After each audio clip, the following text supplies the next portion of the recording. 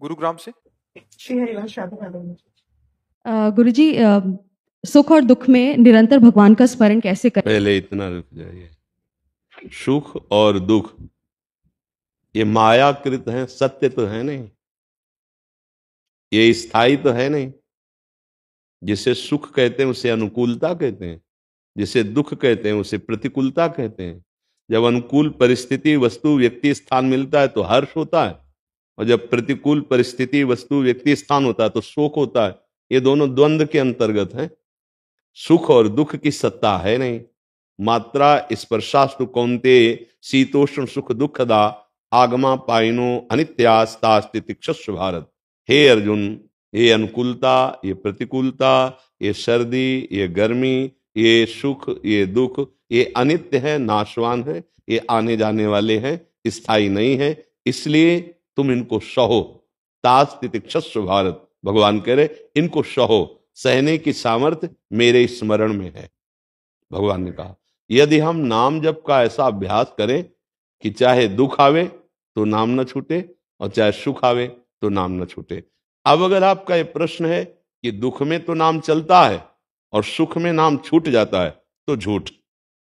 इसलिए झूठ कि सुख का उपभोग करने वाले को दुख जबरदस्ती भोगना ही पड़ता है। अगर आपकी वृत्ति सुख का उपभोग न करती तो भगवान को कैसे भूल गए? सुख सिंधु भगवान एक तरफ है, एक तरफ वस्तु व्यक्ति स्थान परिस्थिति का भोग है। तो जब भगवान को भूले तो उसका महत्व हुआ, उस वस्तु का, उस व्यक्ति का, उस भोग का, उस पदार्थ का, उस घटना का, सुखद घटना का हम उसका भोग किए, उसे स्वीकार किया, उसमें हर्षित हुए तो भगवान को भूल गए। अगर ये वृत्ति है तो दुख को बलात् आपको भोगना ही पड़ेगा। अब उस दुख को जब आप भोगेंगे तो भगवान का स्मरण कैसे चल पाएगा? अगर दुख में भगवान का सुमिरन होता है तो सुख में तो नाच नाच के होता है। फिर सिद्धांत से यहां चूक हो रही है। हम सुख के भोक्ता मन को चाहे जितना बचाने की कोशिश करें वो दुख भोगेगा ही भोगेगा। अगर वो हर्षित नहीं हुआ तो शोकित नहीं हो सकता। अगर राग नहीं है तो द्वेष बिल्कुल नहीं जागृत हो सकता। अगर काम नहीं तो क्रोध हो ही नहीं सकता। अगर हमारे मन में सुख का भोग नहीं है तो दुख का प्रभाव हमारे अंदर पड़ेगा ही नहीं। अगर सुख में हमारा सुमिरन निरंतर चलता तो दुख में स्वाभाविक चलेगा।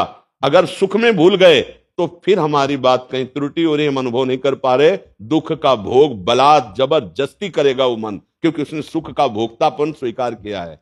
आप देख लीजिए, सुख में तो हमारा नाच नाच के भजन होता है और दुख में आर्तभाव से भजन होता है। दुख और सुख हमारे भजन को रोक सके इतनी सामर्थ्य नहीं है। पर अगर हम सुख को स्वीकार करते हैं, व्यक्ति हमें सुखद मिला, भूल गए भगवान को, तो एक तरफ श्री भगवान है, एक तरफ वो व्यक्ति का सुख है। बड़ा कौन हुआ? व्यक्ति का सुख, तभी तुम प्रभु को भूले। बड़ा कौन हुआ? पदार्थ का भोग। बड़ा कौन हुआ? कोई पद का भोग, किसी घटना का भोग। तो जब आप सुखद वृत्ति में इनको बड़ा कर लिया तो दुखद वृत्ति में बलात् आपको वो भोग भोगना पड़ेगा। ये सृष्टि का क्रम है। तो इसलिए हमें लगता है हम अभी अपनी सोच में, अपने चिंतन में सुधार करें, क्योंकि साधक है सुधार करने के लिए ही। हम सुखद परिस्थितियों में ऐसा नहीं कि हम उनका भोग ना करें। शरीर है, पानी पीना पड़ेगा, भोजन पाना पड़ेगा। सर्दी है तो उचित जो हमारे जैसी व्यवस्था है, कपड़ा पहनना पड़ेगा, व्यवहार में जाना पड़ेगा। किसी की पत्नी है, किसी के मित्र है, किसी की बहू है, किसी के माता है, हमको इन सब व्यवहारों का पालन करना पड़ेगा, लेकिन साथ में नाम जप करते हुए।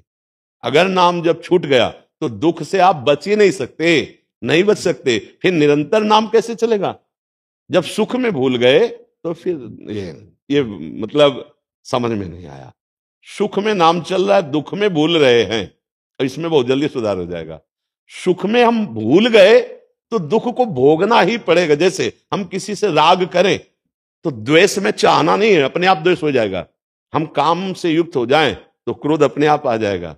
आज कामा संजायते क्रोधा, शास्त्र जो सिद्धांत है वो भगवान की वाणी है।